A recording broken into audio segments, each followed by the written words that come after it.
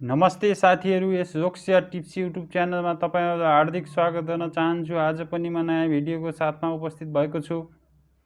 आज 2078 मङ्सिर 3 गते नेपाल टेलिकमले प्रकाशित गरेको सहायक स्तर तह 4 प्रशासन सेवा प्रशासनसम्म सहायक पदको खुला प्रतियोगितात्मक लिखित परीक्षाको पाठ्यक्रम लिएर आएको छु। यस भिडियोलाई अन्तिमसम्म हेरेर साथ दिनुहोला साथीहरू। पाठ्यक्रमको रूपरेखा। यस पाठ्यक्रमको आधारमा निम्नानुसार चरणमा परीक्षा लिइनेछ। प्रथम चरण लिखित परीक्षा, यो चाहिँ 200 पूर्णाङ्कको हुन्छ साथीहरू। द्वितीय चरण अन्तर्वार्ता पूर्णाङ्क 30 को हुन्छ। त्यसैगरी प्रथम लिखित परीक्षा, प्रथम पत्र सामान्य ज्ञान र सामान्य बौद्धिक परीक्षण पूर्णाङ्क 100, उत्तीर्णाङ्क 40। परीक्षा प्रणाली वस्तुगत बहुवैकल्पिक प्रश्न, प्रश्न संख्या 50 वटा, प्रत्येक प्रश्नको अङ्कभार 2 र समय 45 मिनेटको हुन्छ साथीहरू। त्यसैगरी द्वितीय पत्र सेवा सम्बन्धी पूर्णाङ्क 100, उत्तीर्णाङ्क 40। परीक्षा प्रणाली विषयगत छोटो उत्तर र लामो उत्तर आउँछ साथीहरू। छोटो क्वेसन चाहिँ 12 वटा 5 मार्क्सको, त्यसैगरी लामो क्वेसन 4 वटा 10 मार्क्सको, समय 2 घण्टा 30 मिनेट हुन्छ। त्यसैगरी द्वितीय चरणमा अन्तर्वार्ता पूर्णाङ्क 30, यो चाहिँ मौखिक हुन्छ साथीहरू। यो पाठ्यक्रम योजना प्रथम चरण र द्वितीय चरण गरी 2 भागमा विभाजन गरिएको छ।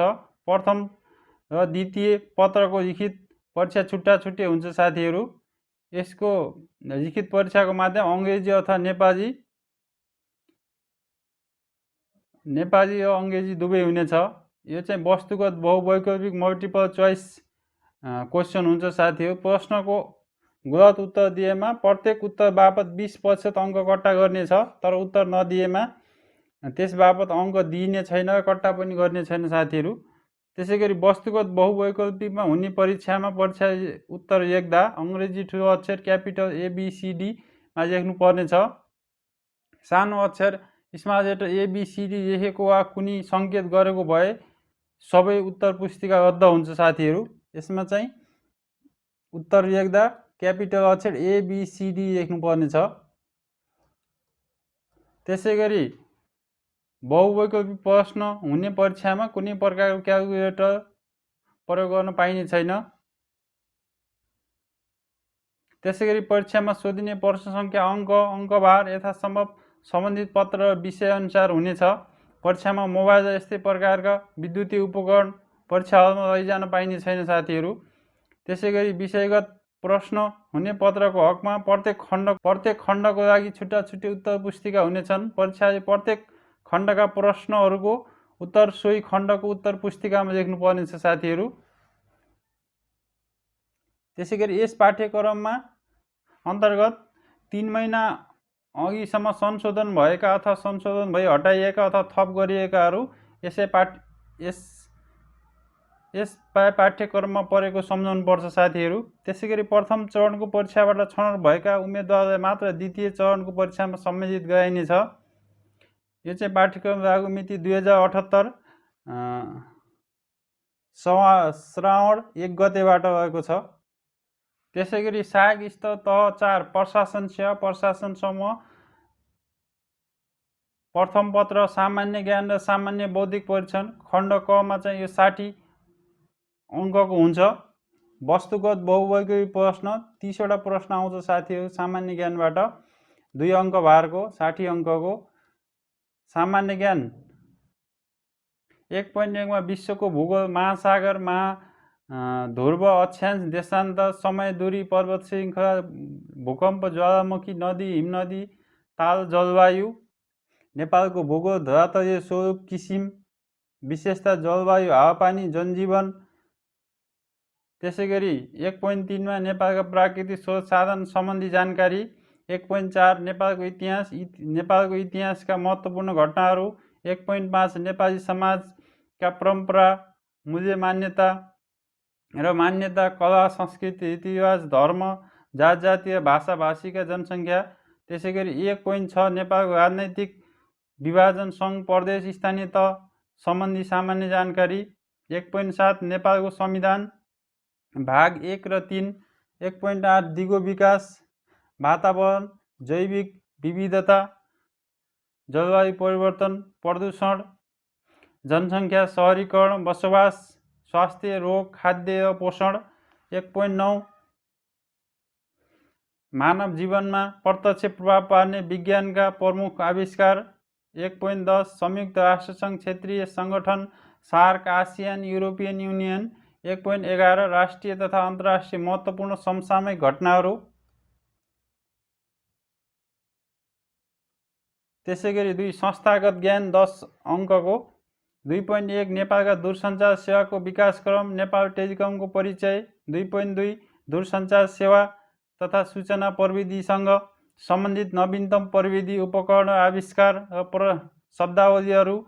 2.3 विभिन्न आधारभूत वैज्ञानिक परिमाण र तिनको मापन, measurement, CGS, MKS, FPS, SI system इत्यादि सम्बन्धी ज्ञान। त्यसैगरी 2.4 ITU तथा नेपालमा अन्य दूरसञ्चार सेवा प्रदायक संस्थाहरू सम्बन्धी सामान्य जानकारी। त्यसैगरी खण्ड ख, यो चाहिँ 40 अङ्कको हुन्छ साथीहरू। 20वटा क्वेसन आउँछ यसबाट। सामान्य बौद्धिक परीक्षण 3.1 शाब्दिक तार्किक चातुर्य परीक्षण। त्यसैगरी 3.2 मात्रात्मक, सङ्ख्यात्मक अथवा अङ्क सम्बन्धी तार्किक परीक्षण। 3.3 अशाब्दिक तार्किक परीक्षण।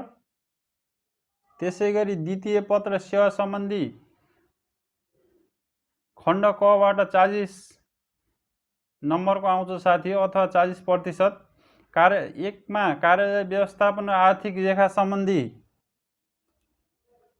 त्यसैगरी 1.1 कार्यालय र कार्यालय व्यवस्थापन, कार्यालय परिचय, महत्त्व, कार्य प्रकार, कार्यालय सहायकका कार्य गुणहरू, कार्यालय व्यवस्थापनको अवधारणा महत्त्व, कार्यालय स्रोत साधन परिचय, प्रकार र उपयोग। त्यसैगरी 1.2 मा कार्यालय कार्यविधि, यस अन्तर्गत दर्ता, चौहानी पत्र व्यवहार, टिप्पणी लेखन, टिप्पणी तयार पार्दा ध्यान दिनुपर्ने कुराहरू। त्यसैगरी प्रतिवेदन लेखन, परिचय, प्रकार, प्रतिवेदन तयार पार्दा ध्यान दिनुपर्ने कुराहरू। त्यसैगरी 1.3 अभिलेख व्यवस्थापनको परिचय, अभिलेख चक्र, उद्देश्य र आवश्यकता। 1.4 फाइलिङ, परिचय, आवश्यकता, विधि एवं तरिकाहरू। त्यसैगरी 1.5 पञ्जिका, अनुक्रमणिकाको परिचय, महत्त्व र प्रकार। 1.6 कार्यालय व्यवस्थापनमा कम्प्युटर प्रणालीको आवश्यकता र महत्त्व। 1.7 कार्यालय सञ्चारको महत्त्व, प्रकार र माध्यम। 1.8 कार्यालयमा जनसम्पर्क व्यवस्थापन। 1.9 बैठक व्यवस्थापन र निर्णय माइनुट लेखन। 1.10 सेवाग्राही गुनासो व्यवस्थापनका विधिहरू। 1.11 जिन्सी श्रेष्ठताको परिचय, महत्त्व तथा जिन्सी व्यवस्थापन। 1.12 आर्थिक कार्यप्रणाली र बजेट सम्बन्धी सामान्य जानकारी। 1.13 रेखा प्रणाली र रेखा परीक्षण, परिचय, उद्देश्य र विशेषताहरू। 1.14 खाताका प्रकार, डेबिट क्रेडिटका नियमहरू। 1.15 गोसवा र भौचर, बैंक नगदी किताब तथा बजेट हिसाब सम्बन्धी जानकारी। त्यसैगरी खण्ड ख, यसबाट पनि 40% अथवा 40 नम्बरको क्वेसन आउँछ साथीहरू। संस्थागत ज्ञान 2.1 नेपालमा दूरसञ्चार सेवाको विकासक्रम र नेपाल टेलिकमको परिचय, उद्देश्य, कार्यक्षेत्र। 2.2 नेपाल दूरसञ्चार कम्पनी लिमिटेडको प्रबन्धपत्र र नियमावली। 2.3 नेपाल दूरसञ्चार कम्पनी लिमिटेडको कर्मचारी नियमावली 2061 को परिच्छेद 61 को विधा, परिच्छेद 7 आचरण अनुशासन, परिच्छेद 9 विभागीय कारबाही सम्बन्धी सामान्य जानकारी। 2.4 कम्पनी ऐन 2063 को परिच्छेद 2 कम्पनीको स्थापना, परिच्छेद 3 प्रबन्ध पत्र, नियमावली तथा विवरण पत्र, परिच्छेद 5 कम्पनीको सभा। 2.5 दूरसञ्चार ऐन 2053 को परिच्छेद 7 र 8। 2.6 नेपालमा अन्य दूरसञ्चार सेवा प्रदायक संस्थाहरू सम्बन्धी सामान्य जानकारी। त्यसैगरी 3 सार्वजनिक व्यवस्थापन। 3.1 सार्वजनिक प्रशासनको परिचय, उद्देश्य र कार्यक्षेत्र। 3.2 सङ्गठनको परिचय र गठनका आधारहरू। 3.3 नागरिक वडापत्र, सार्वजनिक वडापत्र, अवधारणा, उद्देश्य र महत्त्व। 3.4 सार्वजनिक सेवा प्रवाहको अर्थ र महत्त्व तथा सेवा प्रवाह गर्ने निकाय र तरिकाहरू। 3.5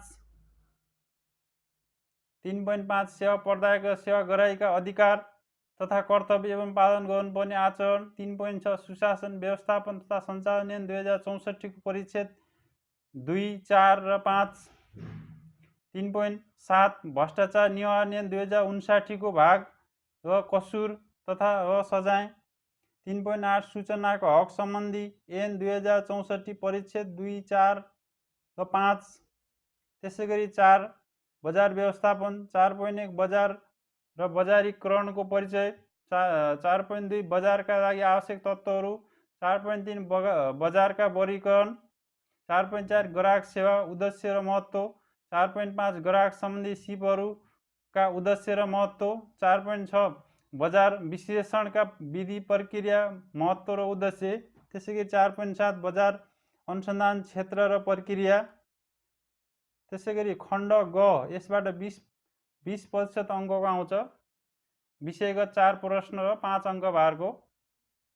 यसमा चाहिँ व्यावहारिक गणित 5.1 नियम। 5.2 भिन्न प्रतिशत। 5.3 नाफा नोक्सान। 5.4 साधारण ब्याज र मिश्रित ब्याज। 5.5 अनुपात र समानुपात। 5.6 औसत र औसत मध्यको मध्यिका आउँछ साथीहरू। सहायक चौथो तह प्रशासनको लागि प्रशासनको पाठ्यक्रम भएको थियो साथीहरू। आजको भिडियोमा यति नै साथीहरू। यस्तै नयाँ भिडियो हेर्नको लागि यस च्यानललाई सब्स्क्राइब गर्नुहोला, नजिकै रहेको बेल आइकन दबाउन नभुल्नुहोला, ताकि नयाँ भिडियो अपलोड गर्न साथ सुरुमै तपाईँलाई नोटिफिकेसन प्राप्त हुनेछ। साथै हाम्रो फेसबुक पेज रोक्सिया टिप्स लाइक गर्न नभुल्नुहोला। भिडियो कस्तो लागिरहेको छ कमेन्ट बक्समा कमेन्ट गर्नुहोला। तपाईहरूको एक लाइक, एक सब्स्क्राइब आगामी दिनहरूमा यस्तै नयाँ भिडियो बनाउन हौसला प्रदान गर्नेछ। धन्यवाद।